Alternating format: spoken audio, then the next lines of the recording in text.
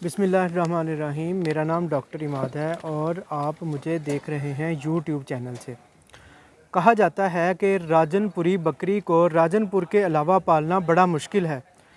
तो आप ये जो फार्म देख रहे हैं, मैं 2 साल से इस फार्म का कंसल्टेंट हूँ और मैं आपको बताऊँगा कि किस तरह कामयाबी से इस फार्म को मैंने हैंडल किया, इसके क्या राज हैं, कौन कौन से पॉइंट्स हैं, ये सारे पॉइंट्स मैं आपको बताऊंगा।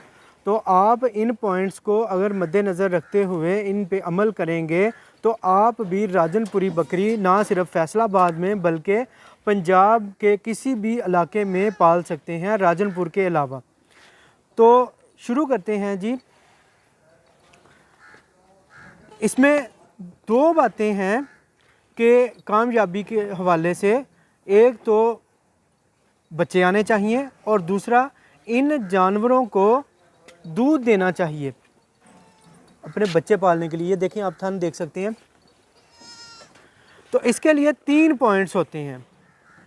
पहला पॉइंट है मैनेजमेंट, जिसे हम रख रखाव कहते हैं। दूसरा पॉइंट है फीडिंग, जो कि जानवर की खुराक है। और तीसरा पॉइंट उसकी नस्ल है। सबसे पहले हम मैनेजमेंट की बात करते हैं, जो कि सबसे इम्पॉर्टेंट होती है। तो इसमें मैनेजमेंट में मैं बात करूंगा वैक्सीन की। वैक्सीन का जो स्केड्यूल है ये मौजूद है, मैं इसकी वीडियो भी डिस्क्रिप्शन में भी लगा दूंगा और ये ऊपर भी आप देख सकते हैं। तो पीपीआर की बात करेंगे। पीपीआर की जो वैक्सीन है ये रिकमेंडेड है कि आप साल में 1 वैक्सीन करें। तो मैंने इस फार्म पे पीपीआर की वैक्सीन साल में 3 दफ़ा की हैं ताकि इनको किसी किस्म का कोई मसला ना हो। बाकी जो स्केड्यूल है वो आपको शेयर कर दूंगा। दूसरी बात जो इसमें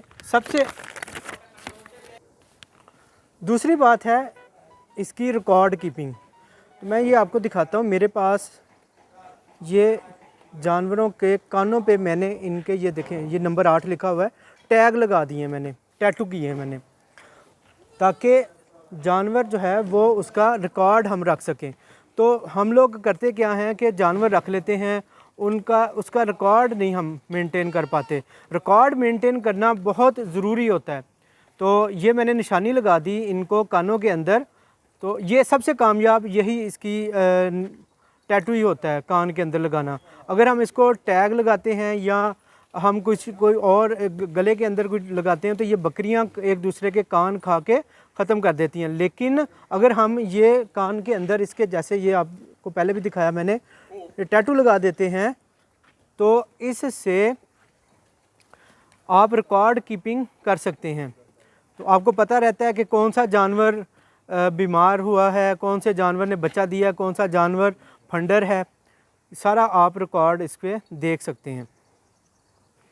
रिकॉर्ड कीपिंग के लिए मेरे पास एक्सेल की शीट मौजूद है। जो दोस्त चाहें मैं उनको ये एक्सेल की शीट प्रोवाइड कर सकता हूँ। मैनेजमेंट में अगला जो पॉइंट अहम होता है वो इसकी ब्रीडिंग होती है। तो ब्रीडिंग के लिए मैंने क्या किया कि इसके अंदर 2 बकरे छोड़े। तो बकरे भी मैंने सिलेक्शन करके इसके अंदर छोड़े थे। तो इससे आप ये देखें कि ये इनकी जो है वो ब्रीड आई है बकरों की।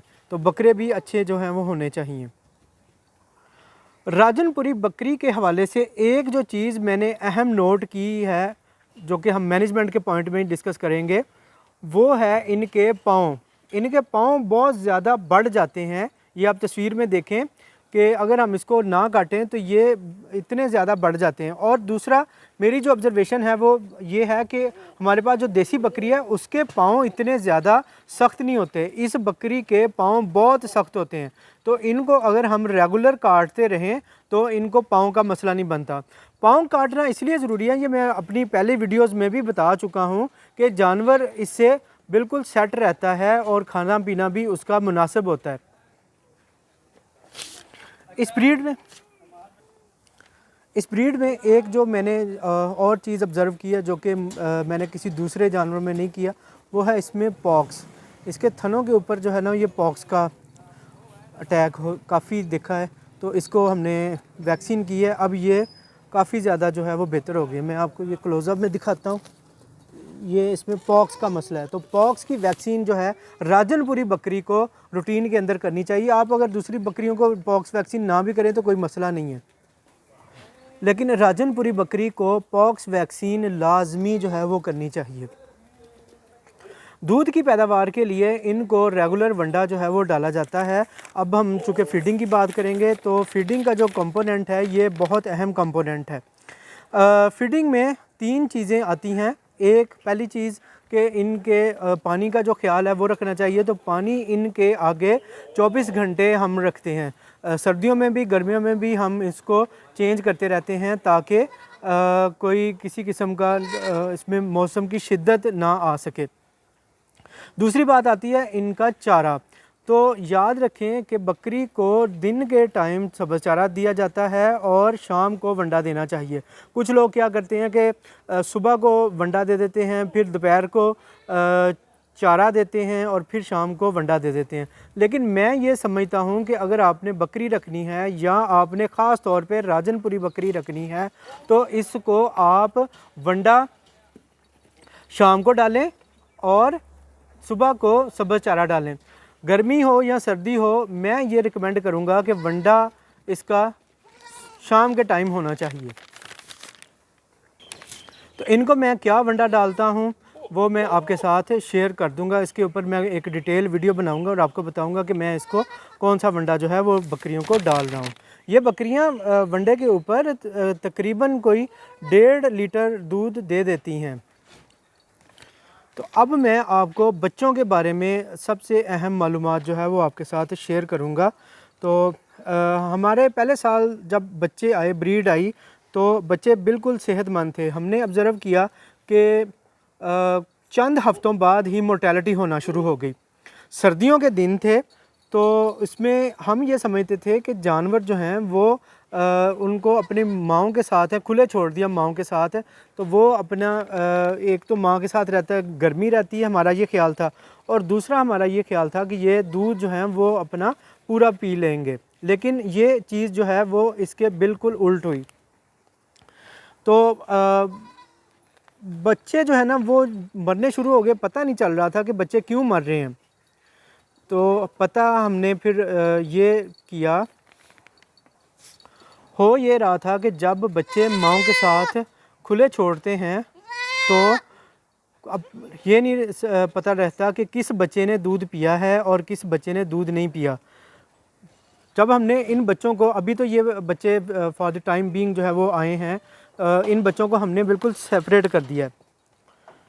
बच्चों को जब हमने सेपरेट करके इनको खुद फीडिंग करवाना शुरू की तो बच्चे सर्वाइव करना शुरू हो गए, बच्चे बचना शुरू हो गए।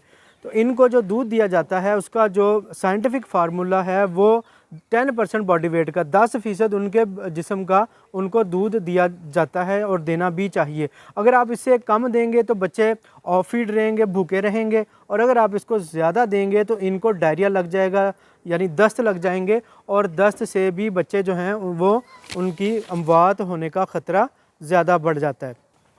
तीसरा हमने काम ये किया कि हमने इनको इस तरह से सिंक्रोनाइज़ किया कि हमें जो ब्रीड आए वो मार्च के महीने में आए। चूँकि मार्च के महीने में टेम्परेचर बहुत नॉर्मल होता है तो बच्चों का बचना जो है वो बढ़ जाता है।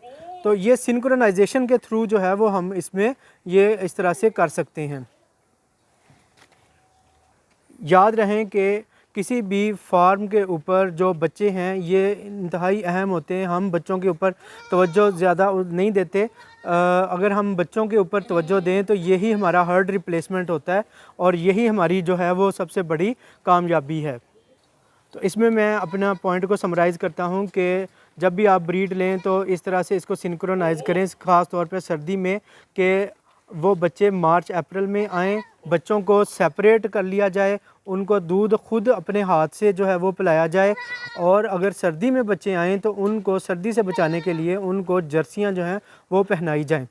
तो नाज़रीन, ये था मेरा आज का पॉइंट। आपको आज की जो वीडियो है ये कैसी लगी कमेंट सेक्शन में ज़रूर बताएं, और अगर आप कोई भी चीज़ पूछना चाहते हैं तो उसके लिए मेरा चैनल मौजूद है, आप इस पर कमेंट कर सकते हैं, व्हाट्सएप नंबर पे आप कमेंट कर सकते हैं और आप मेरे से किसी भी टाइम रब्ता कर सकते हैं।